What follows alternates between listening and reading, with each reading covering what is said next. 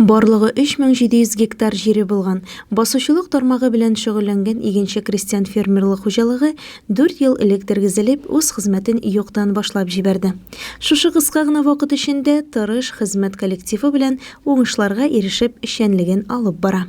Күптән түгел хуҗалыкта 2020 елга нәтиҗәләр, 2021 елга куелачак бурычлар хакында отчет җыелышы узды. Анда район авыл хуҗалыгы идарәсе начальнигы Илдар Набиев, игенче крестьян фермерлык хуҗалыгының учредителе Илдар Шәйхмәтов катнашты. Игенченең 2020 елда башкарылган эшчәнлеге белән хуҗалык җитәкчесе Рамил Ганиев таныштырды. Әйткәндәй, хуҗалыкның югары уңыш алу, сыйфатлы икмәк үстерүнең төп алымнары булып дөрес чәчү әйләнешен, җирнең уңдырылышлык системасын булдыру, авыруларга каршы көрәш кебек чаралар тора. Шуларны исәптә тотып, язгы чәчү кампаниясына әзерлек яхшы булган. Кыштан техника төзеклеге каралган, элита орлыклар һәм ашлама топланган.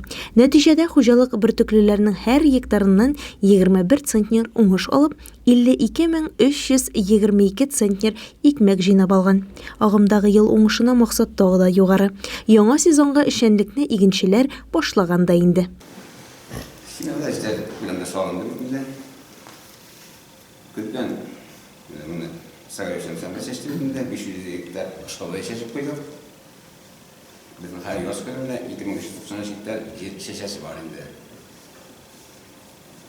Сирин 11 гектар мындайында, Сирин 11 гектар бұдай, 947 гектар арпа, 635 гектар барабыдай шешесі бар.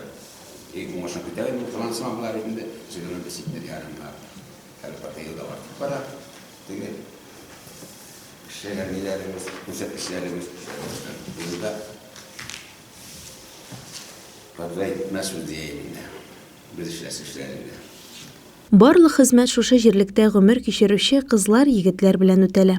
Яңа булмаган техниканы көйләп, җайлап, бернигә авырсынмый бүген егетләр хезмәт куя. Читтән бер кемдә җәлеп ителми.